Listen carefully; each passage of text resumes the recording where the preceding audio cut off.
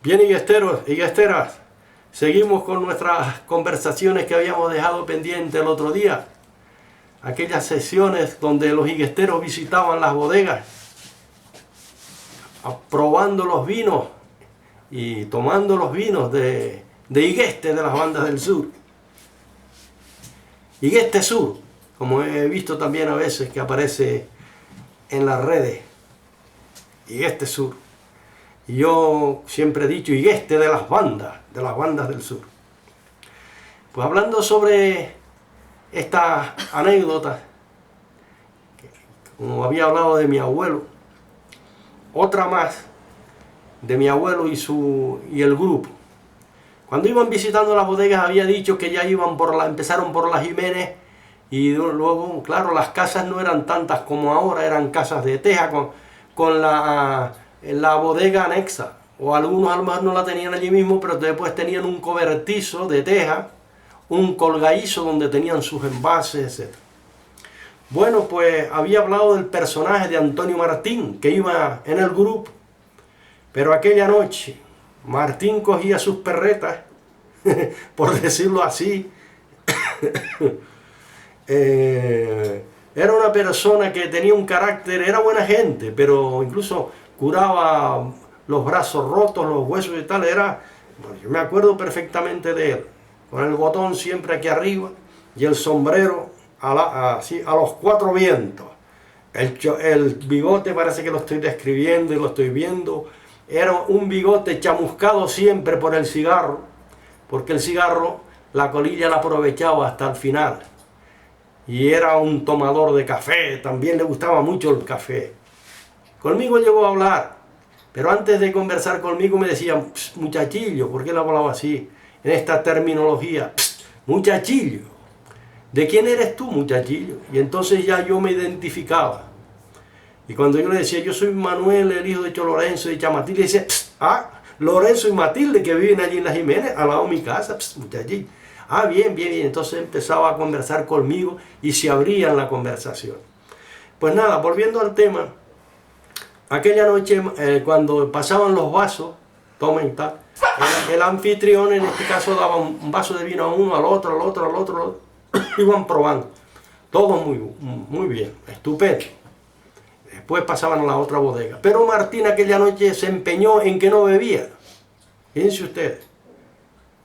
Y sí es verdad que él cogía el vaso, lo acercaba, lo olía y decía, tufo, tufo. Dando a entender que el vino tenía tufo. El tufo se produce a veces cuando los envases no se friegan bien, o porque el vino a lo mejor no estaba la uva del todo buena, o no lo hicieron lo suficiente con cuidado, no lo encabezaron a ese vino con lo que se llamaba el arrope, etc. Y cada vino, pues claro, cada vino era diferente. Ninguno era igual. Teniendo en cuenta que las manos de aquellos famosos enólogos, o aquellos famosos trabajadores en la cuestión del vino, aunque no eran enólogos titulados, pero ellos sacaban buenos vinos. Y entonces Martín, tufo y tufo, fueron a otra bodega y tufo y tufo y tufo. Claro, la gente, perdón, estaba un poco mosqueada. La pejiguera esta, como mínimo por respeto, ¿no? Y Martín se las gastaba, se las gastaba. Y nada, a otra bodega y otra bodega. Bueno, tanto es así que cuando visitan las diferentes bodegas, llegaron a la bodega de la olla de la ermita. Parece que estoy viendo la bodega de la olla de la ermita. No era ancha de frente, pero de largo, de fondo, era enorme. Donde mi abuelo tenía los envases, las diferentes barricas, tenía las papas tapadas con los helechos. Y esa pared de la bodega, esa pared ancha, larga de las casas antiguas, era la que separaba los dormitorios, por decir los dormitorios de la época, y donde nosotros vivíamos, en este caso yo y mis padres, en la olla de la ermita. Cuando hicieron acto de presencia en la olla de la ermita, todos contentos y alegres, porque imagínense ustedes que ya habrían bebido bastante, Eso venían en grupo, y por decirlo así, lo que se comentaba antes, la batajola de uno, la batajola del otro, el cuento del uno, el cuento del otro, y claro, esto se convertía en aquello que era como una media fiesta entre ellos, ¿no? Y cuando llegaron a la olla de la ermita dentro de la bodega, me acuerdo perfectamente que el piso era de tierra, un piso apisonado, pero de tierra. Y normalmente el mostrador era una barrica vacía, que no se había llenado, o media que no estaba para ponerle vino, porque se salía lo que fuera. Y entonces ese ahí donde se ponían los vasos. Y mi abuelo los sacaba en un fonil que se les pichaba una papa en la punta del fonil. Una papa. Y se les pichaba al fonil. Entonces mi abuelo aflojaba el torno y ponía el fonil debajo. Y cada fonil pues podía albergar de litro y medio de vino. Y por allí iban poniendo en los vasos. Pues cuando mi abuelo sacó el vino, claro, el hombre orgulloso de su vino, de su cosecha, cogió el primer vaso antes de ellos tomar e hizo así y empezó a dejar caer al piso de tierra el vino. Y caía, dice, fíjense ustedes, decía mi abuelo, fíjense ustedes el cordón de este vino. Como quiere decir que, dando a entender que no estaba pesado, de que no necesitaba variarlo o darle vara, de que no necesitaba trasegarlo, estaba sentado sobre las madres, y el vino estaba claro como un cristal. Todo el mundo, pues claro, no solo a mi abuelo, sino ellos lo habían hecho, los diferentes anfitriones anteriormente. Bueno, cuando mi abuelo empieza a repartir el vino, cada uno en su vaso, vale, Tomás, vale, tal, vale. Cuando mi abuelo coge el vaso para Martín, el famoso Martín, y le pone el vino a Martín en su vaso.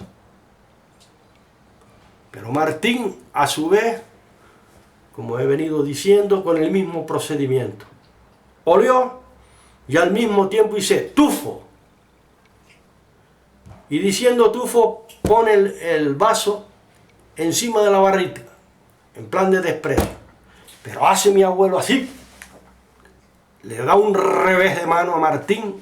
Este no se esperaba el revés de mano. Y cayó hacia adentro, al fondo, sobre las papas donde estaban tapadas con lo helecho. Y dice mi abuelo a continuación, tufo. Mi abuelo era muy simpático. Pues ya les había dicho yo a ustedes que era un hombre de ley. Cuando Martín se vio encima de las papas medio atolondronado por el golpe que no esperaba, el revés de mano que no esperaba, dice que allí también había unos arcos de barricas, que cuando las barricas se arreglaban, unos arcos que para el futuro, para cuando se arreglaban las barricas, etc. Y dice como que se enrolló en los arcos y se puso así en pie con un arco como de collar, como si fuera una guirnalda. Y al mismo tiempo, claro, la puerta, la claridad de la puerta hacia afuera. Porque aquello no tenía ventana. Y hace Martín así entre todos, hizo así, salió para la claridad. Y cuando salió al patio de la bodega, se puso las manos en la cintura porque ya se iba recuperando y dice, muchachillo, que me acaba de pegar un hombre. El hombre reconoció, a pesar de que era peleador, y reconoció que aquel golpe no era cualquiera el que lo pegó. Cuando yo recibí ese tipo de testimonio, que fue mi tío Antonio Alonso, el que me hizo ese relato. Dice, cuando nos poníamos a hablar, dice, las cosas de padre y tal, ¿no? Y a su vez le dije yo a mi tío, digo, y quedó todo eso así, tío, digo, porque creo que Martín era jodido, ¿no? Dice, quedó así, dice, si Martín era jodido, dice, padre tampoco se quedaba atrás. Así que no estamos hablando de que iba matando gente, de que iba, a veces la leyenda dice, no, eso está lleno de cruces de tanta gente que ha matado. No, estoy hablando de las anécdotas, de las cosas de la época, estoy hablando de las épocas de mi abuelo, y que al fin y al cabo el relatar esto pues es simpático, dijéramos. Hombre, hay quien considere a lo mejor que no, que es una tontería y tal. No, no, no, porque eso es parte de una historia, de unas personas que hicieron historia en nuestro pueblo y que ahí quedó el legado, quedó la historia. Y yo tantas veces, como he dicho, en los pliegues de mi memoria, lo tengo plasmado, escuchado y muchas cosas vividas por mí, como he comentado siempre. Y cuando no, el relato de los mayores. Y eso es muy importante, eso es muy importante. Y siempre recuerdo de aquellos mayores. Bueno, Martín, perdón, antes de seguir, yo no sé si Martín ya se fue o si el hombre cambió de parecer. Ellos siguieron bebiendo, siguieron visitando otras bodegas y aquí no pasaba más nada. Ni Martín, nada. Él reconoció que metió la pata y que le había pegado un hombre. Eso es lo que dijo. Y ya le digo, ese hombre era muy bregado, muy duro, muy duro. Incluso relataré, me acuerdo en un informe mandar al periódico como colaboracionista del periódico El Día, mandé yo una vez un relato de él en la fiesta del Socorro de Weimar, donde iba mi abuela, que era la cantadora Matilde Cuello del Castillo, y la parranda y estera. Eso lo voy a dejar en otra ocasión. Lo voy a dejar en otra ocasión. Y voy a hacer memoria de lo que pasó, pero eso lo mandé yo una vez, y repito, como colaboracionista del periódico El Día en su día, porque también es muy simpático lo que allí sucedió, y que fue uno de los protagonistas fue Antonio Martín. En una pelea que al final era parte del acto de la fiesta, ¿entiendes? Bueno, pues decir ya y completar con mi abuelo. Mi abuelo, como testimonio tengo aquí una certificación e inscripción de nacimiento de mi abuelo. Aquí está. ¿Lo veis? Y digo esto a raíz de mi abuelo porque mi abuelo tuvo hermanos. Los voy a contar. Domingo, el ya citado, casado en Cuevecitas. Eladio, que no tuvo descendencia, que tuvo una venta al lado de Manuel Cabrera, cuya casa existe todavía, casada con Pilar Martín, la hermana de Cho Florentín Martín de las Morras. Estaba Rosa, que nunca se casó, costurera de profesión. Estaba Antonia, que por cierto su casa todavía está frente a la Casa Rosada allí en Igueste, en el callejón, una de las calles principales de Igueste. Estaba Efigenia y estaba mi abuelo. En total eran seis hermanos. ¿Por qué cito esto? Porque se dio el caso de que unos estaban apuntados por el apellido González y los otros por Alonso. El primer apellido, Alonso Marrero, era mi abuelo, y Antonia, la del callejón, Antonia Alonso. Sin embargo, Rosa figuraba como González, Eladio como González, Domingo como González y Efigenia como González, de primer apellido. Claro, y esto siempre ha traído una controversia y una confusión, si éramos González, si éramos Alonso, etc. Pero cuando mi madre se fue a casar, cuando presentó para, y registrar, etcétera, su casamiento, parece que el secretario de Candelaria de la época mandó a buscar a mi abuelo. Dice, mire Tomás, aquí hay una confusión, usted figura Alonso, los demás de sus hermanos figuran González y tal, que mire, esto es para llegar a un arreglo, ¿qué hacemos? ¿Los ponemos Alonso, los ponemos González, usted decida y tal? Y mi abuelo se llevaba muy bien con el juez de paz, dice, no, yo soy Alonso Marrero. Dice, los hijos del mismo padre y la misma madre, no, ellos no son González.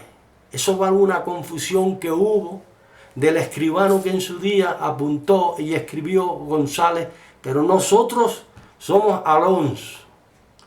Bueno, tanto es así que en escrituras que yo he tenido acceso, etcétera, figuran con algunos como González. Y digo esto porque habrá descendientes de todas estas hermanos que he citado, excepto que Eladio no tuvo descendencia, pero los demás sí. Bueno, Rosa tampoco, que no se casó. Hubo descendencia, entonces unos como González, bueno, etcétera. Ustedes saben lo que sucede.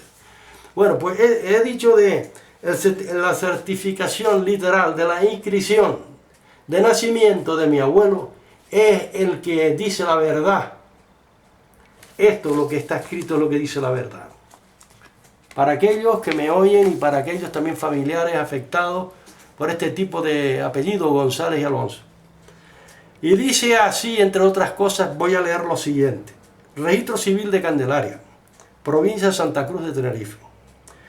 El asiento al margen reseñado literalmente dice así: Tomás de Aquino Alonso Marrero, en el pueblo de Candelaria, a 11 de marzo de 1894, ante don Fernando Sabina, juez municipal, y don José Pérez Fresneda, secretario. Compareció don Antonio Alonso Marrero, mayor de edad, propietario.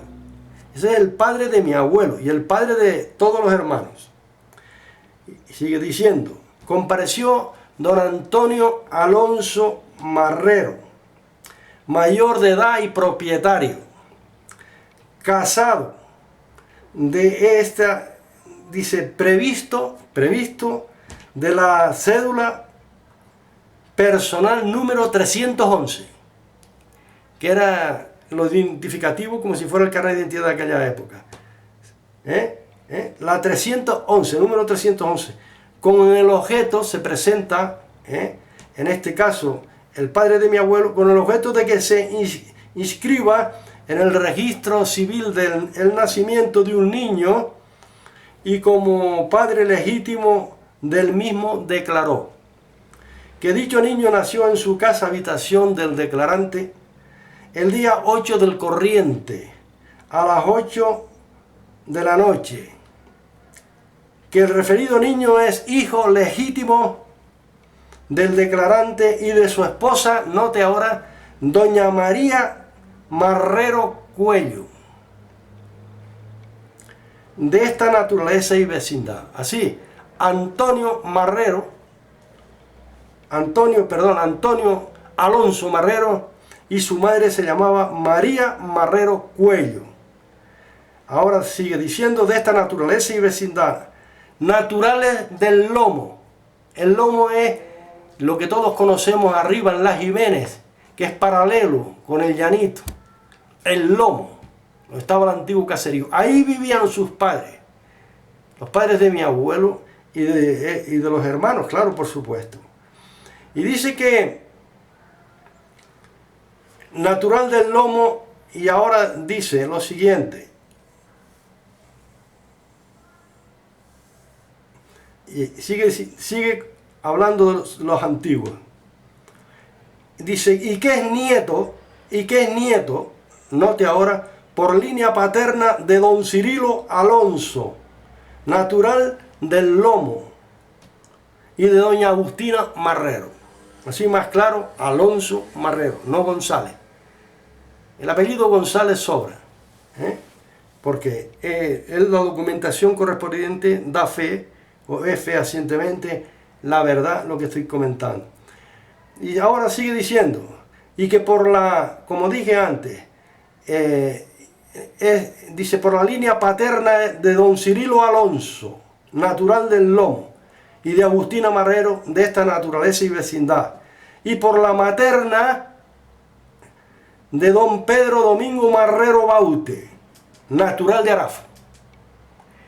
Pedro Domingo Marrero Baute, natural de Arafo. Y ahora no te dice, y de doña Sabina Cuello, de esta naturaleza y vecindad. Y se le puso por nombre Tomás de Aquino, Alonso Marrero. Quiero dejar claro que el apellido no es González, el apellido es Alonso Marrero, para aquellos que tengan alguna duda o familiares, para que sepan que son Alonso Marrero. Y si mi abuelo lo era así, pues todos sus hermanos, siendo de padre y de madre, del mismo padre y de la misma madre, tenían que llevar también esos apellidos, porque ya no solamente lo dicen sus padres de Alonso Marrero, sino lo dicen sus abuelos. Bien, pues ahora eso sí quiero hacer una puntualización. Esta señora doña Sabina Cuello, hablaré de doña Sabina Cuello. Doña Sabina Cuello era mi tatarabuela. Era abuela, era abuela de mi abuelo Tomás, bisabuela de mi madre Horacia. Y en este caso yo, hijo de Horacia, sería mi tatarabuela. Doña Sabina Cuello, mi abuelo, desde que yo era muy pequeño, me decía que la primera mujer que se entierra, la primera persona que se entierra en el actual cementerio abajo de Candelaria, fue su abuela, doña Sabina Cuello. Y yo también he manejado alguna documentación relacionada con ella, y a veces dice doña María Sabina Cuello.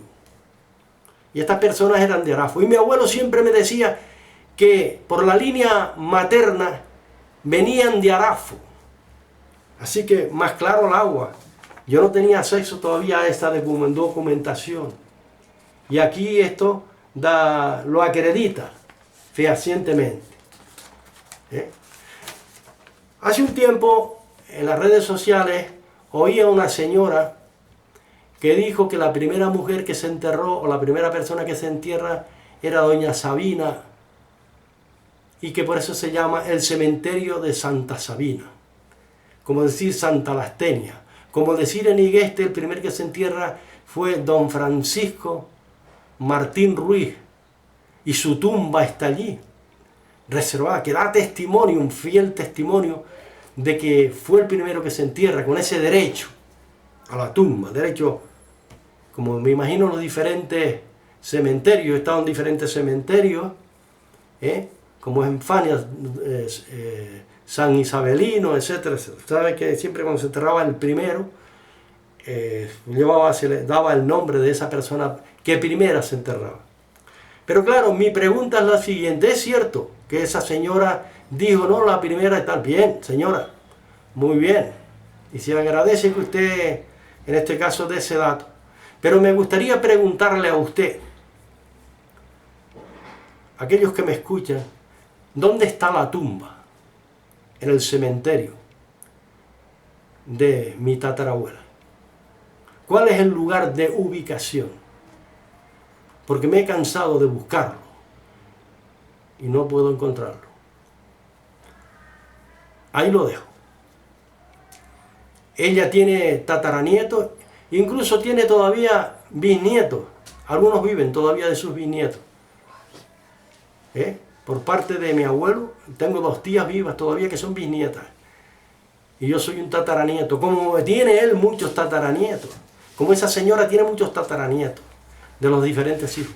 Claro, la pregunta es, ¿dónde está su tumba? Porque, como conclusión, sí me gustaría saber dónde está su tumba. La razón no lo sé, pero no lo he podido encontrar. Sé que sí, cuando voy al cementerio de Igueste, allí encuentro la tumba de don Francisco Martín Ruiz. Allí está. Pero el de mi tatarabuela no me es posible encontrarlo. En Candelaria hubo 5 cementerios. Primero el de San Blas, segundo en el convento, el tercero en Santana, que por cierto la primera que se entierra es una antepasada mía, llamada Micaela de los Reyes y de Núñez. Micaela de los Reyes y de Núñez, en Santana. Y después en el actual cementerio, doña María Sabina, cuello. Y hubo el cuarto. Y hubo un 5, antes dije 5, dije que hay otro donde se enterraban a las personas afectadas por la peste que hubo en su día, lindando con la finca de don Vicente Pérez, Vicentito, quien él me dio el testimonio que al lado de su propiedad había una extensión de tierra donde se había enterrado y que era un cementerio para evitar los contagios de la época. Pues nada, finalmente decirles que más claro el agua. Después de haber hablado de mi abuelo, haber hablado de su identidad, de sus descendientes, cuando nació, etcétera, etcétera, aquí termino y dejaré pendiente los otros relatos que iremos sumando a lo ya considerado. A lo ya considerado. Y como decía nuestra gente antigua, ¿con qué te pagaré? Por los servicios prestados. Y decía, págame con tajadas de aire. Mira tú, págame con tajadas de aire. Eso es lo que podemos decir al respecto cuando hacemos algún favor y alguien dice, hombre, ¿con qué te lo pagaré? Pues que se lo pague con tajadas de aire. Pues esta expresión canaria nuestra, que no se pierda y no quede en el olvido. Buenas tardes, muchas gracias por haberme escuchado.